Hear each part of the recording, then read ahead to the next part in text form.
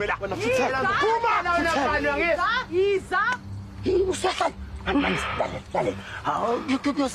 everybody, this is Everyday News. Today we're continuing the story about Mandisa on The Wife. Mandisa, although being the wife of Ngoba, was never treated equally, was never seen as part of the family. Well, I guess like that could be like because Ngoba was scared for some reason. Maybe in the books they explain it more, like why he was so scared to like make Mandisa like officially part of the family, like his other brothers. His brothers did not care. Like what's his name? Not Kaylee, because everybody just liked Mahlum from the start, but like well, I guess even the doctor everybody likes him, but like um did he have to fight? I think when everybody finds out that she's a princess and stuff, everybody's like, well, you're kind of gonna get us in trouble. But what's his name? Oh no, Kawe fights for his woman, and he does not care what his brothers say or don't say about the love of his life. So I don't understand why Ngoba could not do the same with Mandisa. It's really it's like a question mark that's really not really answered, because like it can't just be because she's Xhosa and she's erratic, because like you fell in love with that and you are literally the same. Him and Mandisa are the same person, but different like tribes. It's literally the most craziest thing. It's like somebody falling in love with themselves. I guess like minus like the cheating stuff, because Mandisa was actually loyal to him. Anyway, the final arc of Mandisa's story is a classical tragedy. Pushed to the brink, she turns on the family, seeking a form of justice that quickly spirals into distraction. Her actions, born of grief and a desperate need to reclaim her status and her child, have devastating consequences for everyone involved. The writers used Mandisa to explore a critical theme: the cycle of violence and betrayal. The Zulus, through their own mistreatment and selfishness, mistreated a grieving widow, created the monster that attacked them. They sealed their own fate by failing to honor her place. The ultimate tragedy is not just the deaths she causes, but the loss of her own child, Ndumiso, and her own, unaliving. In a story about a complex moral crime family, Mandisa's end is the most morally ambiguous. Unambiguous.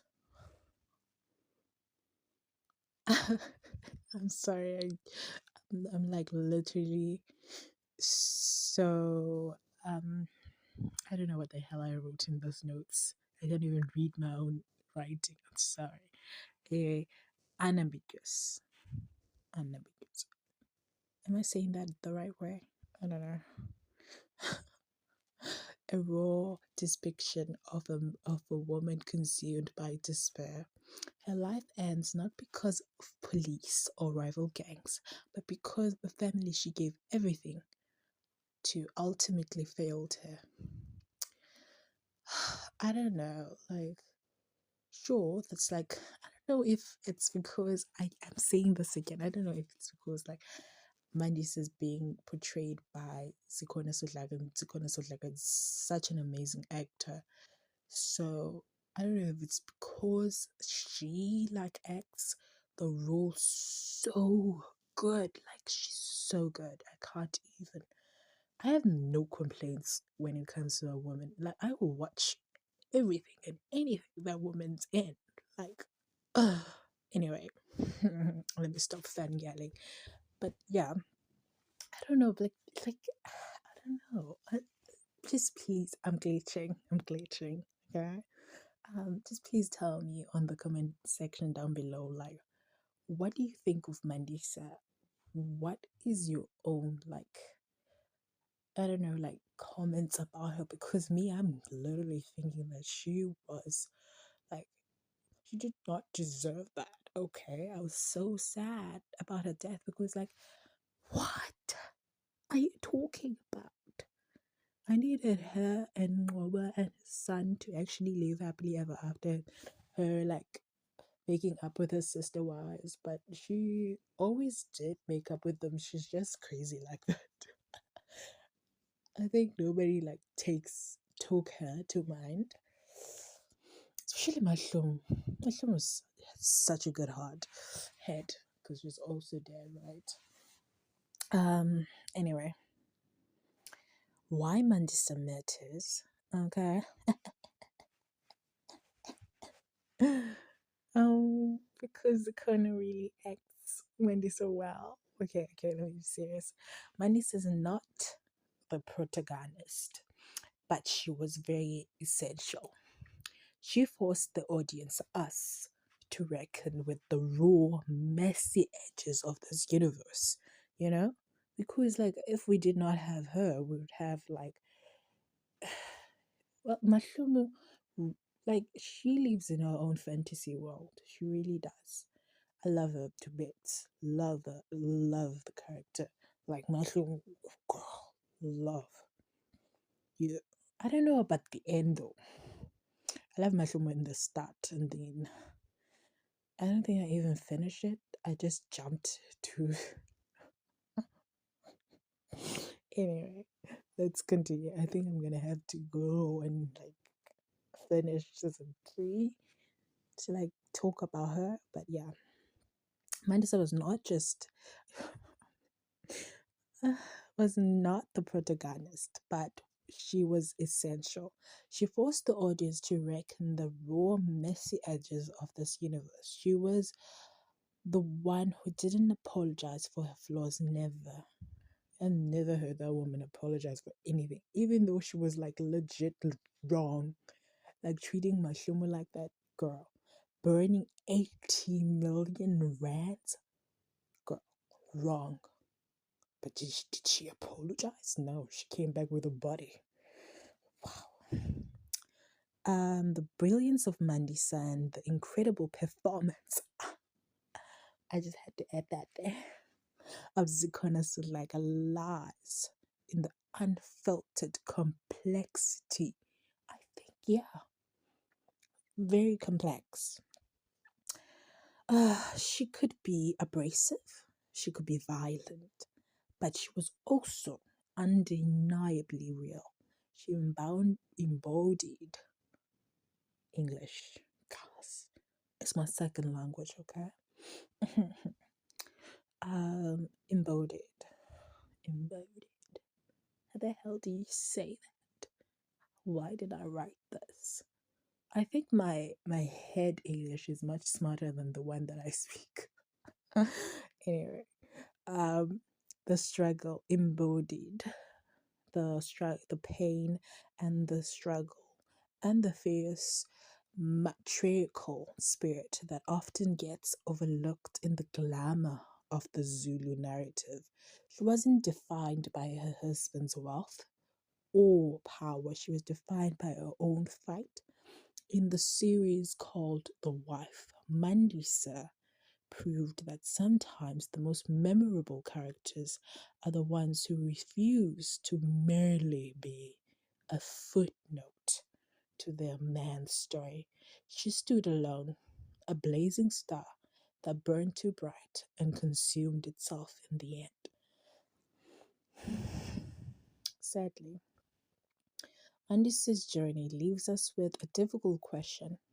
Was she a villain or a victim of a patriarchal family that refused to see her value until it was too late?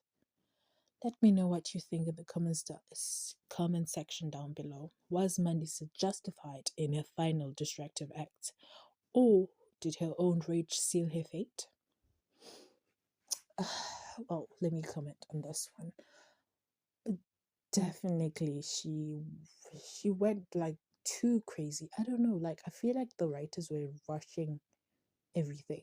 I don't know, like does Mandisa end up dead in like the books? Because I think I read somewhere, I think it was like somebody's review or something, saying that, I think it was on the show mix comments over here in YouTube.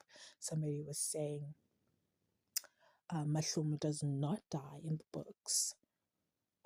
So I'm wondering if Mandisa also dies in the books, or she just lives like Mushroom, because like it felt so rushed. Like, okay, no, I don't get it. I don't get it. Especially Ngoba's own death. Like, let's leave Mandisa's death. Okay, okay, okay. I guess we can explain it away because she was like in stealing grief. She needed like therapy and stuff. We can like explain it like why she did what she did, and she didn't like, you know, pull the trigger on purpose. It was because Kawa was fighting her.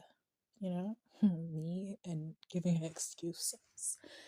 But like Ngoba, what happened to him? Because that was definitely not the man that plays Ngoba who was there.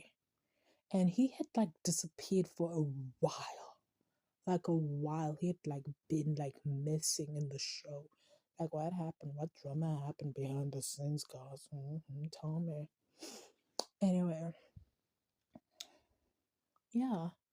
Like, why did he die?